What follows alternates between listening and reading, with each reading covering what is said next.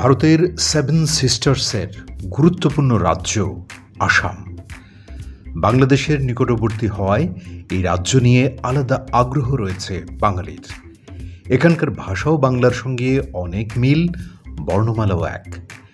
10 দিকের নিয়মিত আয়োজনে আজ থাকছে আসামের পরিচিতি। আসাম ভারতের উত্তর পূর্বাঞ্চলে অবস্থিত একটি রাজ্য। এটি পশ্চিমে সংকোশ নদী থেকে পূর্বে সাদিয়া পর্যন্ত বিস্তৃত। উত্তরে হিমালয় পর্বতমালার পূর্বাঞ্চল এবং দক্ষিণে আসাম অঞ্চলের মধ্য দিয়ে প্রবাহিত ব্রহ্মপুত্র নদ এবং দক্ষিণমুখী স্রোতে পলি পড়ে যে বিশাল সমতল ভূমি সৃষ্টি হয়েছে তাই এখন আসাম নামে পরিচিত। এ ভূখণ্ডকে মহাকাব্যে প্রাগ জ্যোতিষ এবং পুরাণে কামরূপ বলা হয়েছে। মুসলিম ঐতিহাসিকরাও একে কামরূপ বলেছেন। অহমীয়রা এই ভূখণ্ডের কর্তৃত্ব গ্রহণ করার কিছুকাল পর এটি আসাম নামে পরিচিতি লাভ করে। এটি বোডো শব্দ হা চাম থেকে এসেছে, যার অর্থ নিম্নস্তরের দেশ। আবার অনেকের মতে পার্বত্য এলাকা হওয়ার কারণে এখানকার ভূমি অসম, সেই অসম থেকে আসাম নামটি এসে থাকতে পারে। সব দিক দিয়েই আসামে প্রবেশ করা সহজ হওয়ায় যুগে যুগে পার্শ্ববর্তী এলাকার সবাই এখানে প্রবেশ করে এবং অস্ট্রিক, মঙ্গোলীয়, দ্রাবিড় বংশোদ্ভূত ও আর্যদের বেশ কয়েক ধরনের উপজাতি সৃষ্টি হয়। আসামের ইতিহাসকে মোটামুটি 4টি পর্যায়ে ভাগ করা যায়: পৌরাণিক আমল, প্রাথমিক আমল, অহমীয় আমল এবং আধুনিক আমল।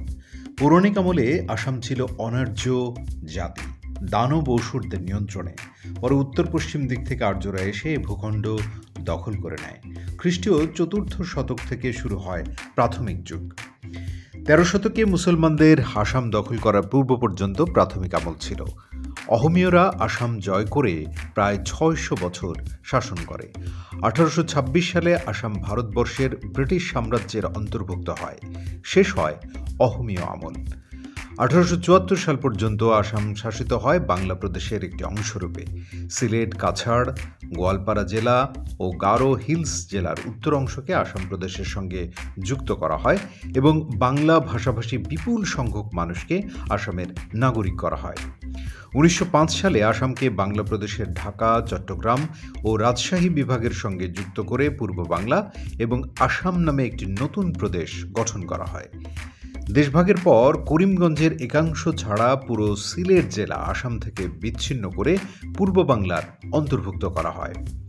1947 সালের দেশভাগের কয়েকটি বিকল্প প্রস্তাবের মধ্যে একটি ছিল অখণ্ড বাংলাকে স্বাধীন রাখা, পাঞ্জাবকে পাকিস্তানের সঙ্গে এবং আসামকে ভারতের সঙ্গে সংযুক্ত করা।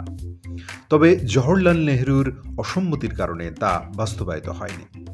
তখন বাংলা ও পাঞ্জাব ভাগ করতে হয় এবং আসাম প্রদেশের অন্তর্গত সিলেটের ব্যাপারে সিদ্ধান্ত হয় গণভোটের।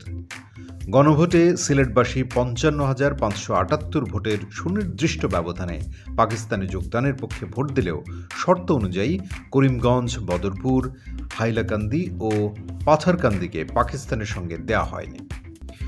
2016 সাল থেকে আসাম বিজেপির শাসনে রয়েছে। বর্তমানে মুখ্যমন্ত্রী বিজেপির হিমন্ত বিশ্ব শর্মা। 70-এর দশকের পর থেকে আসামে বিভিন্ন সশস্ত্র বিচ্ছিন্নতাবাদী গোষ্ঠী যথা উলফা এবং national Democratic front of Boroland ইত্যাদির জন্ম নেয়। উলফা দীর্ঘদিন ধরেই ভারতের কাছ থেকে আসামের স্বাধীনতার জন্য সশস্ত্র সংগ্রাম চালিয়ে আসছে।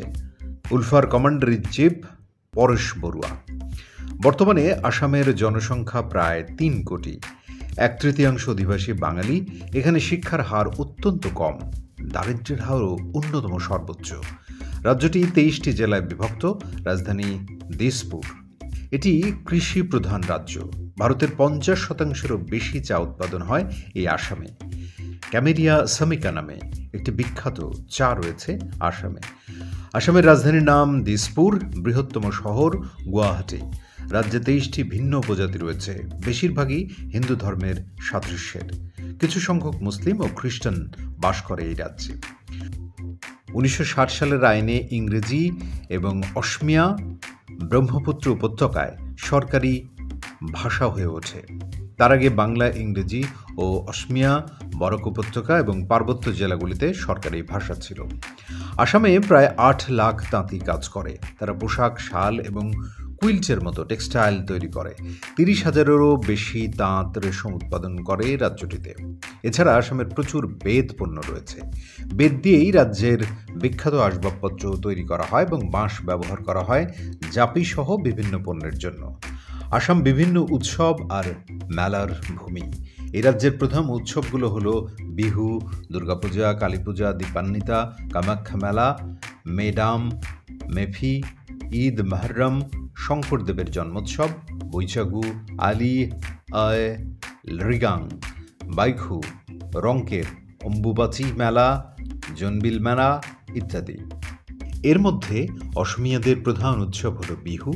জাতি, ধর্ম, বর্ণ নির্বিশেষে অসমীয়রা বিহু পালন করে। আসামের সবচেয়ে বিখ্যাত ব্যক্তি ভূপেন হাজারিকা। তিনি একজন স্বনামধন্য কণ্ঠশিল্পী ও ভারতীয় সঙ্গীত জগতের পুরোধা ব্যক্তিত্ব। অত্যন্ত দরাজ গলার অধিকারী এই কণ্ঠশিল্পীর জনপ্রিয়তা ছিল আকাশচুম্বী। অসমীয়া চলচ্চিত্রে সঙ্গীত পরিবেশনের মাধ্যমে গানের জগতে প্রবেশ করেন তিনি। পরবর্তীকালে বাংলা ও হিন্দি ভাষায় গান গেয়ে ভারত এবং বাংলাদেশে তুমুল জনপ্রিয়তা অর্জন করেন। অল্প সময়ের জন্য তিনি বিজেপিতেও যোগ দিয়েছিলেন। 2006 সালে বিবিসির বাংলা শ্রোতা জরিপে তার মানুষ মানুষের জন্য এই গানটি সর্বকালের সর্বশ্রেষ্ঠ 20টি বাংলা গানের তালিকায় দ্বিতীয় স্থান লাভ করে। এছাড়া বলিউডে আদিল হুসেইন এবং দিগন্ত হাজারিকার মতো তারকারাও এসেছেন আসাম থেকে।